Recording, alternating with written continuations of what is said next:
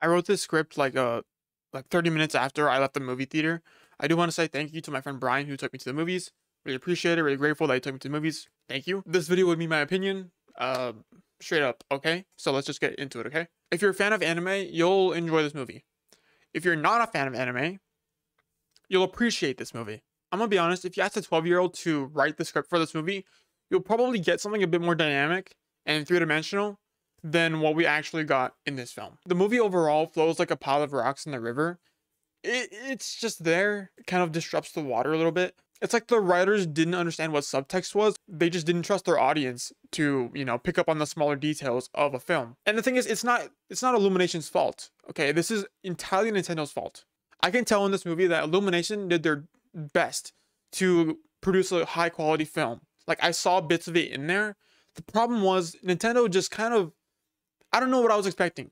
Like Nintendo will do their Nintendo thing and they just kind of just skew this movie however they liked. As the movie started, I was immediately hit with shallow dialogue, one-dimensional storytelling, and like a sound effect every other frame. I mean, seriously, there's not a dull moment in this entire film.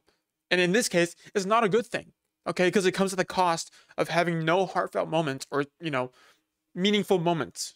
The pacing in this film is not good at all. It takes 5 seconds for Princess Peach to just give up everything and go with Mario on this adventure to save Luigi. Toad just automatically just helps Mario, no questions asked. Cool, I guess.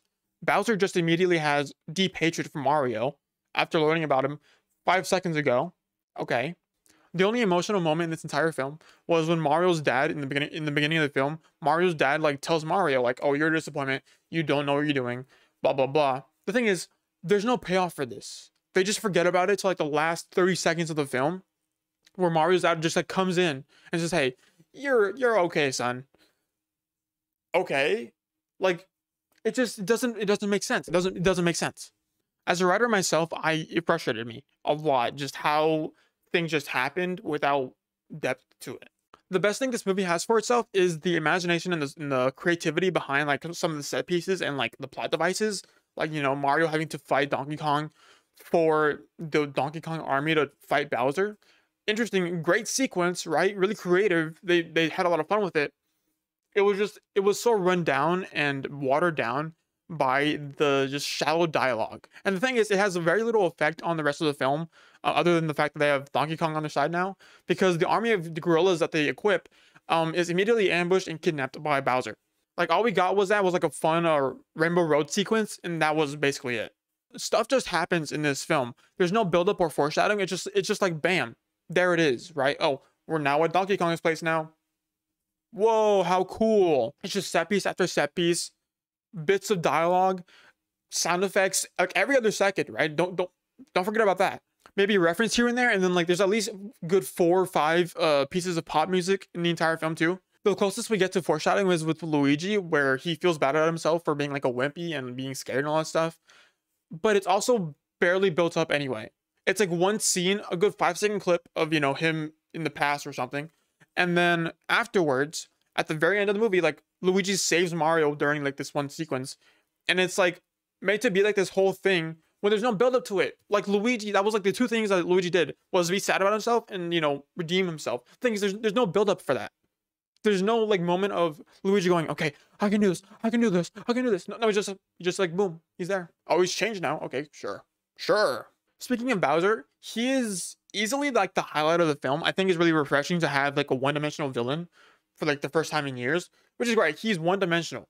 As a villain, I can handle that. It's fine, right? The problem is every character in this film is one-dimensional.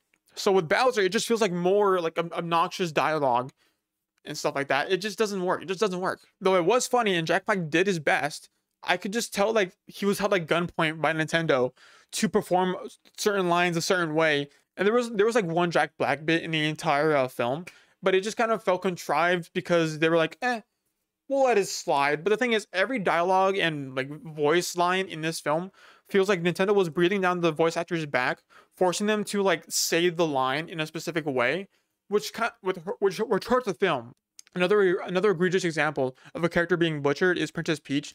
They made her like a strong, independent woman, which is great. We love strong, independent women in films and in real life too. The problem is they made her just too strong.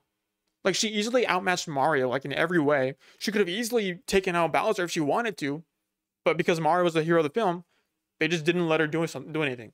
They also hint at Peach's backstory in the film, which doesn't have a payoff. Is just there. Okay, cool, I guess. I feel like Donkey Kong is one of the most real characters in this film. They did try something a little bit with having a dynamic character motivation. You know, he hates Mario, and he's also seen as a disappointment by his father. Great. I like that with characters.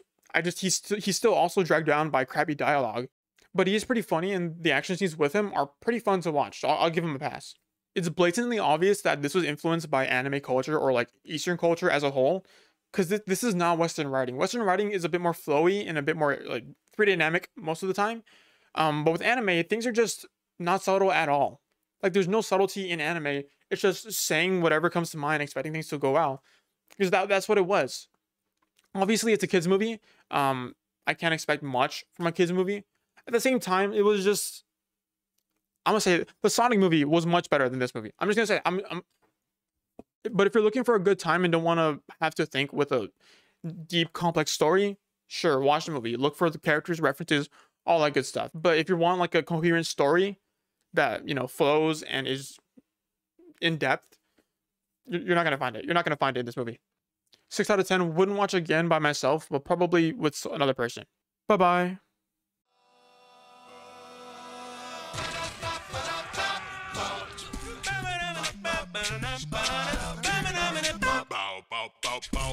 Spit it, spit it, spit it.